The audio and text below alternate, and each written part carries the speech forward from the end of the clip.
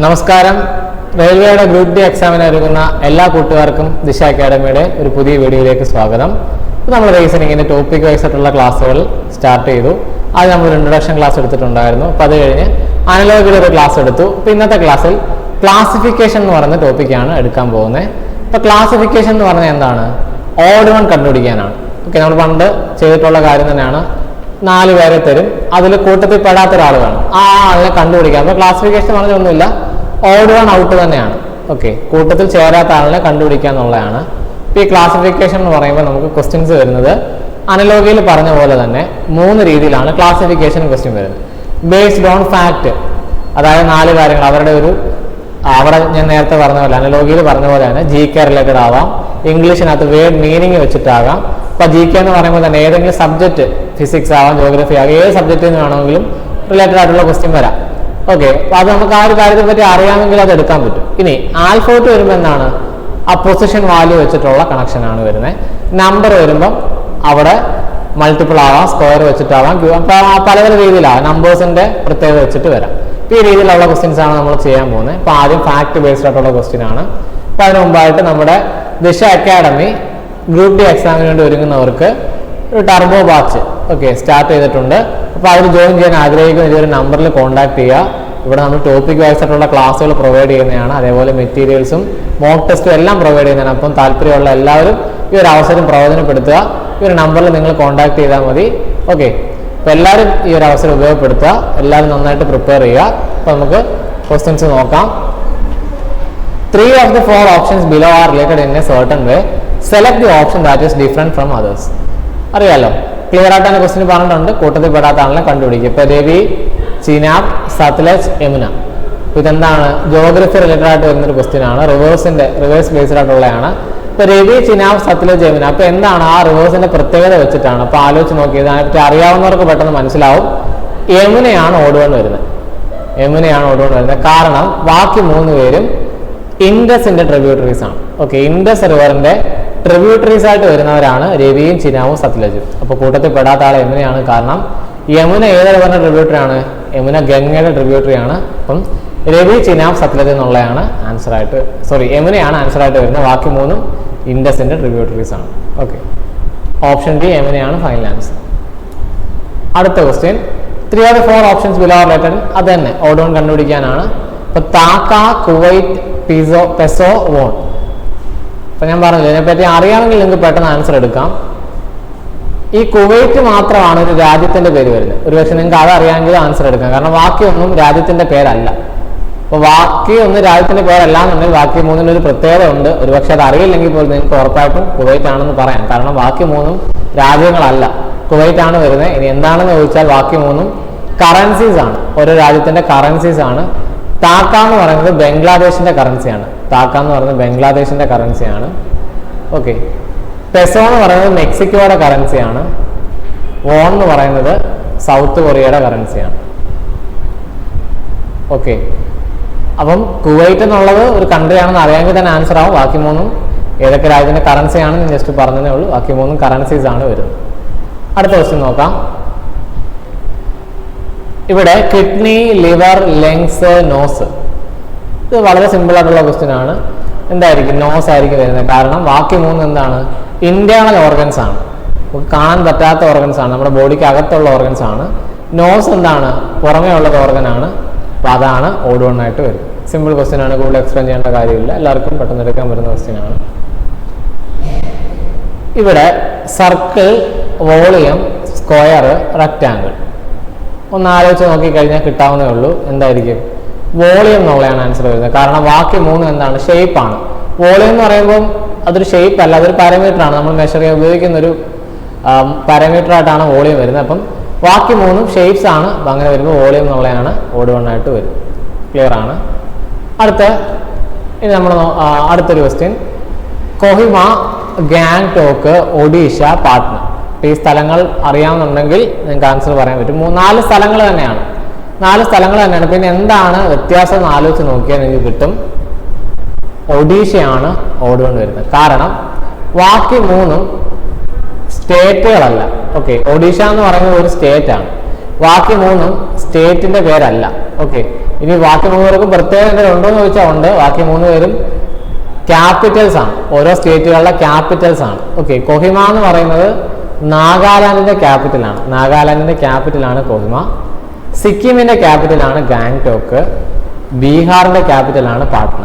Okay, അപ്പൊ വേറെ സ്ഥലങ്ങൾ മാത്രമല്ല, ഓരോ സ്റ്റേറ്റിന്റെ ക്യാപിറ്റൽസ് കൂടിയാണ്. അപ്പൊ ബാക്കി 3 പേരും ക്യാപിറ്റൽസ് ആണ്. പക്ഷെ ഒഡീഷ എന്ന് പറയുന്ന ഒരു സ്റ്റേറ്റ് ആണ്. അപ്പോൾ ഒഡീഷയാണ് ഓഡ് 1 ആയിട്ട് വരുന്നത്. ക്ലിയർ ആയോ? ഈ രീതിയിലാണ് നമ്മൾ ഫാക്ട് ബേസ്ഡ് ആയിട്ടുള്ള ക്വസ്റ്റ്യൻസ് നോക്കുന്നത്. ഇനി നമ്മൾ ആൽഫബറ്റ് ബേസ്ഡ് ആയിട്ടുള്ള ക്വസ്റ്റ്യൻസ് ആണ് ചെയ്യാൻ പോകുന്നത്. അപ്പോൾ ആൽഫബറ്റ് വന്നപ്പോൾ ഞാൻ അനലോഗി പറഞ്ഞ പോലെ തന്നെ അവരുടെ ഒരു പൊസിഷൻ വാല്യൂ ആയിട്ടായിരിക്കും ബന്ധം വരുന്നത്. അപ്പോൾ നിങ്ങൾ ABCD എന്നുള്ളത് അത് എഴുതി നോക്കുക, അത് എഴുതി വെക്കുക. എഴുതി വെച്ചിട്ട് വേണം ഈ ടൈപ്പ് ക്വസ്റ്റ്യൻസ് ചെയ്യാൻ.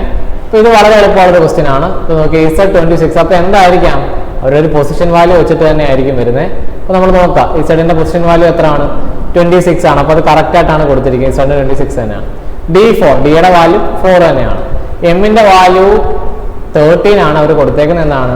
12 ആണ്. അടുത്തതുകൊണ്ട് നോക്കിയത് J10. അപ്പോൾ ബാക്കി 3 പേരുടെയും പൊസിഷൻ വാല്യൂ കറക്റ്റ് ആയിട്ടാണ് കൊടുത്തിരിക്കുന്നത്. എമ്മിന്റെ മാത്രം തെറ്റിച്ചാണ് കൊടുത്തിരിക്കുന്നത്. അപ്പോൾ M എന്നുള്ളതാണ് ആൻസർ ആയിട്ട് വരും. അപ്പോൾ M12 എന്നുള്ള ഓപ്ഷൻ C ആണ് ഫൈനൽ ആൻസർ ആയിട്ട് വരും. ഇതാണ് എളുപ്പമുള്ള ചോദ്യമാണ്. അപ്പോൾ എപ്പോഴും ആൽഫബറ്റ് നമ്പറുമായിട്ട് വരുമ്പോൾ എപ്പോഴും അവരുടെ പൊസിഷൻ വാല്യൂ ആയിട്ട് തന്നെ ആയിരിക്കും ബന്ധം വരുന്നത്. വളരെ ഈസി ആയിട്ട് ചെയ്യാം. അടുത്ത ക്വസ്റ്റ്യൻ നോക്കാം. ഇവിടെ ആൽഫബറ്റുകൾ തന്നേക്കുന്നത് എങ്ങനെയാണ്? ഒറ്റ ലെറ്റർ ആയിട്ടല്ല. ഓക്കെ, 3 ലെറ്റേഴ്സ് വീതം വെച്ചിട്ടാണ് തരുന്നത്. അപ്പോൾ ഇവിടെ വേറെ രീതിയിലാണ് നിങ്ങളിത് ചെയ്യേണ്ടത്. ഇപ്പം നിങ്ങൾ ഓപ്ഷൻ കണ്ടില്ല, MNO GIK. അപ്പോൾ ഇവർക്ക് ഒരാളെ ഒഴിച്ച് ബാക്കി 3 പേർക്ക് ഓരോ രീതിയിലാണ് ഒരു റിലേഷൻ വരുന്നത്. അപ്പോൾ എങ്ങനെ വരുമെന്ന് അറിയാൻ നിങ്ങൾ ഓരോരോ ഓപ്ഷൻ എടുത്ത് നോക്കുക. ഇപ്പോൾ ഓപ്ഷൻ A എടുക്കുമ്പം MNO എങ്ങനെയാണ് ചെയ്യേണ്ടത്? എമ്മിൽ നിന്ന് എന്നിലേക്ക് എങ്ങനെ പോയി, എന്നിൽ നിന്ന് ഓയിലേക്ക് എങ്ങനെ പോയി, ഇതെങ്ങനെയാണ് പോയി നോക്കി. എമ്മിൽ നിന്ന് എന്നിലേക്ക് പോകുന്നത് തൊട്ടടുത്ത ലെറ്റർ ആണ്. അപ്പോൾ +1. എന്നിൽ നിന്ന് ഓയിലേക്ക് പോകുമ്പോൾ തൊട്ടടുത്ത ലെറ്റർ ആണ്. അപ്പോൾ എങ്ങനെ ഡിനോട്ട് ചെയ്യാം? +1 ഡിനോട്ട് ചെയ്യാം. ഇനി എന്ത് ചെയ്യുക? അടുത്ത ഓപ്ഷൻ എടുക്കുക, GIK എടുക്കുമ്പം G7 I 9 ആണ്. അവിടെ 1 അല്ല കൂടുന്നത്, എത്രയാണ്? 2 ആണ് കൂടുന്നത്. +2 എന്നാണ് നമുക്ക് പറയാൻ പറ്റുന്നത്. ഇനി അടുത്ത ഐയിൽ നിന്ന് കെയിലേക്ക് പോകുമ്പോഴോ I9 K11 ആണ്. അപ്പോൾ 2 ആണ്. അപ്പോൾ നമ്മൾ ആദ്യത്തെ 2 നോക്കിയപ്പോൾ തന്നെ അവരുടെ ഒരു പാറ്റേൺ വ്യത്യാസമാണ്. അപ്പോൾ ഇതിൽ ഏതോ ഒരാളാണ് ഓടുവാണെന്ന് പറയാം. പക്ഷേ MNO ആണോ GIK ആണോ ഓടുവാണെന്ന് പറയാൻ പറ്റില്ല. അപ്പോൾ അതറിയണമെങ്കിൽ എന്ത് ചെയ്യുക? അടുത്ത ഓപ്ഷനോട് നോക്കുമ്പോൾ നിങ്ങൾക്ക് അത് മനസ്സിലാവും. അടുത്ത ACE എന്നല്ലേ? ACEക്കകത്ത് A to C എടുത്താൽ 1 3. ഇപ്പം എന്താണ്? +2. അടുത്ത C to E എടുത്താൽ 3 5 +2. ഇതെങ്കിൽ ഇത്ര നോക്കുമ്പോൾ തന്നെ ഇതിൽ നിങ്ങൾക്ക് പറയാൻ പറ്റും ആരാണ് ഓടുവാൻ. ഓപ്ഷൻ A ആണ് ഓടുവാൻ. Option D നോക്കണമെന്നില്ല. കാരണം GIK ACEക്കകത്തും ഒരേ രീതിയിൽ ഒരേ പാറ്റേണിലാണ് വന്നത്. ഇപ്പോൾ MNO ഡിഫറെൻ്റ് ആണ്. അതാണ് കൂട്ടത്തിൽ പെടാത്ത ആൾ. നിങ്ങളിനി ഡൗട്ട് ഉള്ളവരുണ്ടെങ്കിലാണ് ഞാൻ കാണിക്കാം. UWY അല്ലേ? ഇപ്പോൾ U21 W23 എന്താണ്? +2 എന്നാണ് വരുന്നത്. W23 Y25. അപ്പോൾ അവിടെ എന്താണ്? +2 ആണ്. അപ്പോൾ അത് ഡൗട്ടാണ്. നിങ്ങൾ നോക്കുമ്പോൾ നിങ്ങൾ ഒരു 3 നോക്കുമ്പോൾ 2 ഒരുപോലെ ഒരെണ്ണം ഡിഫറെൻ്റ് വന്നു കഴിഞ്ഞാൽ അവിടെ വെച്ചാൽ ഉറപ്പിക്കാം ആ ഡിഫറെൻ്റ് ആയിട്ട് വന്ന ആൾ തന്നെ ആയിരിക്കും ഓട് 1 ആയിട്ട് വരും. ക്ലിയർ ആയല്ലോ? അടുത്ത ക്വസ്റ്റ്യൻ നോക്കാം. ഇപ്പം ഇവിടെയും ഓപ്ഷൻ വൈസ് ആയിട്ടാണ് നോക്കാനേ പറ്റും. ഓരോരോ ഓപ്ഷൻ എടുത്തിട്ട് എങ്ങനെയാണ് പാറ്റേൺ വരുന്നത് നോക്കുക. ആദ്യം ഓപ്ഷൻ A എടുത്താൽ PUS അല്ലേ? P16 U21. ഇപ്പോൾ ഇവിടെ നിങ്ങൾ കൗണ്ട് ചെയ്യുന്നതിനേക്കാൾ നല്ലത് കുറച്ച് തന്നെ നോക്കുക. കുറയ്ക്കുമ്പോൾ തെറ്റ് വരുമെന്നുണ്ടെങ്കിൽ മാത്രം കൗണ്ട് ചെയ്ത് ഇങ്ങനെ കൗണ്ട് ചെയ്യാണ് 1 2 3 4 5 അങ്ങനെ ചെയ്തതിനെക്കാട്ടിൽ എപ്പോഴും നല്ലത് നിങ്ങൾ കുറച്ച് തന്നെ പെട്ടെന്ന് കുറച്ചും കൂട്ടിയും ചെയ്ത് ശീലിക്കുക. അപ്പം +5 എന്ന് പറയാം. P2U +5. U2S വരുമ്പോൾ കൂടുതലല്ല, എന്താണ്? കുറവാണ്. കാരണം 21 ഇത് 19 ആണ്. ക്ലിയർ? അപ്പോൾ കുറവാണ്. അപ്പോൾ എങ്ങനെ ഡിനോട്ട് ചെയ്യാം? -2 എന്ന് ഡിനോട്ട് ചെയ്യാം. PUS +5 -2. അടുത്തത് TYW T20 Y25. അപ്പോൾ എന്താണ്? 5 കൂടുതലല്ലേ? +5. YW Y25 W23 2 കുറഞ്ഞു. ആദ്യത്തെ 2 ഒരേ പാറ്റേണിൽ തന്നെയാണ്. അടുത്ത ഓപ്ഷൻ നോക്കാം. LQO എടുത്താൽ L12 Q17. അപ്പോൾ എന്താണ്? +5. അടുത്ത Q17 O15 -2. ഓക്കെ, ഇവിടെ നമ്മൾ ആദ്യത്തെ 3 ഓപ്ഷൻ നോക്കിയപ്പം 3 ഓപ്ഷനിലും ഒരേ പാറ്റേണിലാണ് വരുന്നത്. ഒരു ചെറിയ വ്യത്യാസം പോലും ഇല്ല. എല്ലാം ഒരേ പെർഫെക്റ്റ് രീതിയിലാണ്. അങ്ങനെ നിങ്ങൾ നോക്കുന്നത് ശരിയാണെങ്കിൽ നിങ്ങൾക്ക് കൃത്യമായിട്ട് പറയാൻ ഇതായിരിക്കും ഓടുക. അത് നോക്കണമെന്നില്ല. കാരണം ഇവർ 3 പേരും പെർഫെക്റ്റ് ആണ്. ഒരേ രീതിയിൽ വന്ന സ്ഥിതിക്ക് ഓപ്ഷൻ D തന്നെ വരൂ. അപ്പോൾ അതാണ്ട് വേറെ രീതിയിലാണ് വരുന്നത്. ORT എടുത്താൽ O15 6 18 ആണ്. അവിടെ തന്നെ മാറി +3 എന്ന് വരും.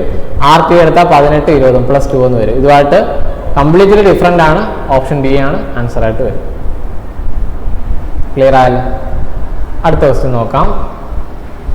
ഇവിടെ വീണ്ടും പൊസിഷൻ വാല്യൂ വെച്ചിട്ടാണ്, ഒറ്റ ലെറ്ററേ ഉള്ളൂ, അതിൻ്റെ കൂടെ നമ്പർ ആയിട്ട് വന്നിരിക്കണം. അപ്പോൾ നോക്കാനുള്ള വളരെ എളുപ്പമാണ്. എങ്ങനെയാണ് ആ ബന്ധം വരുന്നത് നോക്കിയത്? M10 M13 ആണ്, വന്നേക്കുന്നത് 10 ആണ്, തെറ്റാട്ടല്ലേ? അടുത്ത T20 എന്ന് പറയുമ്പോൾ ശരിയാണ്, E5 എന്ന് പറയുമ്പോൾ ശരിയാണ്, SO26 എന്ന് പറയുമ്പോൾ ശരിയാണ്. അപ്പോൾ ഏതാണ്? ഓപ്ഷൻ എ ആണ് ആൻസർ. കാരണം അതിലാണ് തെറ്റിച്ച് കൊടുത്തിരിക്കുന്നത്. ബാക്കിയെല്ലാം അവരുടെ ഒറിജിനൽ പൊസിഷൻ വാല്യൂസ് തന്നെയാണ് കൊടുത്തിരിക്കുന്നത്. ക്ലിയർ ആയല്ലോ? അത് കൂടുതൽ പെട്ടെന്ന് മനസ്സിലാവുന്ന ക്വസ്റ്റ്യൻ ആണ്. അടുത്ത ക്വസ്റ്റ്യൻ നോക്കാം. ഇവിടെ 4 അക്ഷരമുണ്ട്. അപ്പോൾ നിങ്ങളത് ചെയ്യുന്ന രീതി സെയിം തന്നെയാണ്. എങ്ങനെയാണ് നോക്കേണ്ടത്? ഓപ്ഷൻ എ എടുത്ത് നോക്കുക. DGFE. ഇപ്പോൾ ഇവർ തമ്മിൽ എങ്ങനെയാണ് റിലേഷൻ വരുന്നത്? D to G എടുത്താൽ D 4 G 7 ആണ്. അപ്പോൾ +3 എന്ന് ഡിനോട്ട് ചെയ്യുക. G to F എടുത്താൽ 7 F വരുമ്പോൾ വേണ്ട, ഒന്ന് പുറമോട്ട് പോവാണ്. ഓക്കെ, 6, അതായത് -1 എന്ന് ഡിനോട്ട് ചെയ്യുക. F to E എന്താണ്? തൊട്ട് പുറകിലത്തെ അക്ഷരം. അപ്പോൾ എന്താണ്? അവിടെ -1 എന്ന് ഡിനോട്ട് ചെയ്യുക. അപ്പോൾ +3 -1 എല്ലാ അക്ഷരവും അങ്ങനെയാണോ നോക്കുക. JMLK. J to M എടുത്താൽ J 10 M 13. അപ്പോൾ എന്താണ്? +3 ആണല്ലോ, +3. ML M 13 L തൊട്ട് പുറകിലത്തെ 12 അല്ലേ, ഇപ്പോൾ -1. LK -1. അപ്പോൾ ഇത് രണ്ടും ഒരേ രീതിയിലാണ് വന്നത്. അടുത്ത ഓപ്ഷൻ നോക്കാം. RTSU വരുമ്പോൾ 6 18 T 20. ഓക്കെ, അപ്പോൾ തന്നെ ഡിഫറെൻ്റ് ആയില്ലേ? +2 എന്ന് വരത്തില്ലേ? അപ്പോൾ തന്നെ ഡിഫറെൻ്റ് ആയി. ഇനി അടുത്ത് നിങ്ങൾ നോക്കാനാണ്, TS എടുക്കുമ്പോൾ -1 വരും, പക്ഷേ SU എടുക്കുമ്പോൾ 19 21, അവിടെ +2 എന്ന് വരും. അപ്പോൾ ആദ്യത്തെ 2 പേര് ഒരേ രീതിയിൽ വന്നു, മൂന്നാമത്തെ ആളെ ഡിഫറൻറ്റും വന്നു. അപ്പോൾ തന്നെ നമുക്ക് ആൻസർ ഉറപ്പിക്കുക ഇത് തന്നെയാണ്. ഇനി ഇത് നോക്കണമെന്നില്ല, ഇത് നോക്കി ടൈം കളയണമെന്നില്ല. അത് നോക്കിയാലും നമുക്ക് നേരത്തെ കോമൺ ആയിട്ട് വന്നവരുടെ രീതിയിലുള്ള പ്രത്യേകതയെ വരുത്തുള്ളൂ. ഇപ്പോൾ നമ്മൾ എടുത്താലും ORQP എന്നുള്ള എടുത്താലും O15 6 18 +3 ഉണ്ട്, 6ന്റെ തൊട്ട് പുറകിലത്തെ -1 ഉണ്ടോ? അപ്പം ഓപ്ഷൻ സി ആണ് ഡിഫറെൻ്റ് ആയിട്ടുള്ള ആൾ. അപ്പോൾ ഈ രീതിയിലാണ് നമ്മൾ ചെയ്യേണ്ടത്. ആ അക്ഷരങ്ങൾ എങ്ങനെയാണ് വന്നത്, കൂടിയാണോ കുറഞ്ഞാണോ നോക്കുക. അപ്പോൾ ഏതെങ്കിലും ഒരാൾ മാത്രം ഡിഫറെൻ്റ് ആയിട്ട് വരും, ആ ആളിനെ കണ്ടുപിടിക്കുക എന്നുള്ളേ ഉള്ളൂ. ഇപ്പോൾ ഇവിടെ ആൻസർ വരുന്നത് ഓപ്ഷൻ ഡി ആണ് ഫൈനൽ ആൻസർ വരും. ഇനി നമ്മൾ നമ്പർ ബേസ്ഡ് ആയിട്ടുള്ള ഓഡ് വൺ കണ്ടുപിടിക്കുന്ന ടൈപ്പ് ക്വസ്റ്റ്യനിലേക്ക് പോവാണ്. ഇപ്പം നമ്പർ ബേസ്ഡ് വരുമ്പം അവിടെ മൾട്ടിപ്പിൾസ് വരാം, സ്ക്വയർ വരാം, ക്യൂബ് വരാം, പ്രൈം നമ്പർ വരാം. അപ്പം അങ്ങനെ പല രീതിയിൽ വരാം. ഇപ്പോൾ ഇവിടെ നോക്കി select odd time from the given option. നിങ്ങൾ ഓപ്ഷൻ ഓരോ നമ്പർ സൂക്ഷിച്ച് നോക്കുക. 395 695 885 489. ഇപ്പോൾ സ്ക്വയറും ക്യൂബും ഒന്നുമല്ല, അങ്ങനെ റിലേഷൻ വരുന്നില്ല. അപ്പോൾ നിങ്ങൾ നോക്കുമ്പോൾ പെട്ടെന്ന് എടുക്കാം, ഏതാണ്? ഓപ്ഷൻ ഡി ആണ് വരുന്നത്. കാരണം എന്താണ്? ബാക്കി 3 പേരും 5ന്റെ മൾട്ടിപ്പിൾസ് ആണ്. ഓക്കെ, മൾട്ടിപ്പിൾസ് ഓഫ് 5 എന്ന് പറയാം. ഇനി അല്ലാതെ തന്നെ നോക്കിയാലും ബാക്കി എല്ലാത്തിൻ്റെയും ലാസ്റ്റ് ഡിജിറ്റ് 5 ആണ്. ഇവിടെ വരുമ്പോൾ ലാസ്റ്റ് ഡിജിറ്റ് 9 ആണ്. അങ്ങനെ നോക്കിയാലും ആൻസർ കിട്ടും. 5ന്റെ മൾട്ടിപ്പിൾസ് എന്ന് പറയുന്ന ആ രീതി നോക്കുന്നത് തന്നെയാണ് കറക്റ്റ്. മൾട്ടിപ്പിൾസ് ഓഫ് 5 എന്ന് തന്നെയാണ്, ആ രീതിയിലാണ് വരുന്നത്. ഇത് മാത്രം 5ന്റെ മൾട്ടിപ്പിൾ അല്ല. 5ന്റെ മൾട്ടിപ്പിൾ നോക്കുന്നത് നിങ്ങൾക്ക് അറിയാം. 5ന്റെ മൾട്ടിപ്പിൾസ് എപ്പോഴും ഒന്നെങ്കിൽ എൻഡ് ചെയ്യുമ്പോൾ 0 5 ആയിരിക്കും. അപ്പം അങ്ങനെ വരുമ്പോൾ ഓപ്ഷൻ ഡി ആണ് ഡിഫറെൻ്റ് ആയിട്ടുള്ള ഓപ്ഷൻ, അതാണ് ആൻസർ ആയിട്ട് വരുന്നത്. അടുത്ത ക്വസ്റ്റ്യൻ നോക്കാം. ഓക്കെ, ഇവിടെ 400 225 144 196. ഇവിടെ നേരത്തെ ഇതേപോലെ 5ന്റെ മൾട്ടിപ്പിൾ എന്നുള്ള ഇത് നോക്കാൻ പറ്റുമോ? ഇല്ല. കാരണം ഓപ്ഷൻ സിയും ഡിയും എന്തല്ല, 5ന്റെ മൾട്ടിപ്പിൾ അല്ല. നമ്മൾ നോക്കുമ്പോൾ 3 പേർക്ക് ഒരേപോലെ പ്രത്യേകത വന്നിട്ട് ഒരാൾ മാത്രം ഡിഫറെൻ്റ് ആയിട്ട് പറഞ്ഞിട്ട് അങ്ങനെ നമുക്ക് നോക്കാൻ പറ്റില്ല. പിന്നെ നിങ്ങൾ ആലോചിക്കുക, ആരുടെയും വേറെ ആരെങ്കിലും മൾട്ടിപ്പിൾസ് ആണോ, അല്ലെങ്കിൽ കുറച്ചുകൂടെ ആലോചിച്ച് നിങ്ങൾക്ക് കിട്ടും. ഇവർ സ്ക്വയർ നമ്പേഴ്സ് അല്ലേ? നോക്കി, ഇവർ 4 പേര് സ്ക്വയർ നമ്പേഴ്സ് ആണ്.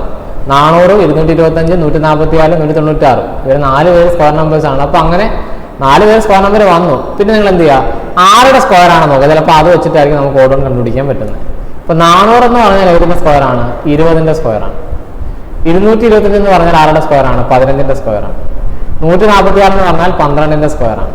196 എന്ന് പറഞ്ഞാൽ 14ന്റെ സ്ക്വയർ ആണ്. അപ്പോൾ ഇവരെല്ലാം സ്ക്വയർ നമ്പേഴ്സ് ആയതുകൊണ്ട് തന്നെ ആ 6ന്റെ സ്ക്വയർ ആണ് നോക്കി. 20ന്റെ 15ന്റെ 12ന്റെ 14. ഇവരിൽ ആരെങ്കിലും ഓഡ് വൺ ആയിട്ട് വരുമോ എന്ന് ആലോചിച്ച് നോക്കി. ഇവരെ 4 പേരെ കൺസിഡർ ചെയ്യുമ്പം 15 എന്നുള്ളത് ഓഡ് വൺ അല്ലേ? കാരണം ബാക്കിയെല്ലാം എന്താണ്? ഈവൻ നമ്പേഴ്സ് ആണ്. ബാക്കിയെല്ലാം ഈവൻ നമ്പേഴ്സ് ആണ്. അപ്പോൾ 15 എന്ന് പറയുമ്പം ഒരു ഓഡ് നമ്പറാണ്. അപ്പോൾ അതാണ് നമ്മൾ ആൻസർ. അതായത് 15ന്റെ സ്ക്വയർ ആയിട്ട് വന്ന 225 ആണ് ആൻസർ. കാരണം ബാക്കിയെല്ലാം ഈവൻ നമ്പേഴ്സിന്റെ സ്ക്വയർ ആണ്. 225 മാത്രം ഓഡ് നമ്പറിന്റെ സ്ക്വയർ ആണ്. അങ്ങനെയാണ് 225 എന്നുള്ള ആൻസറിലേക്ക് എത്താൻ പറ്റും. ഓപ്ഷൻ ബി ആണ് ആൻസർ. അടുത്ത ക്വസ്റ്റ്യൻ നോക്കാം.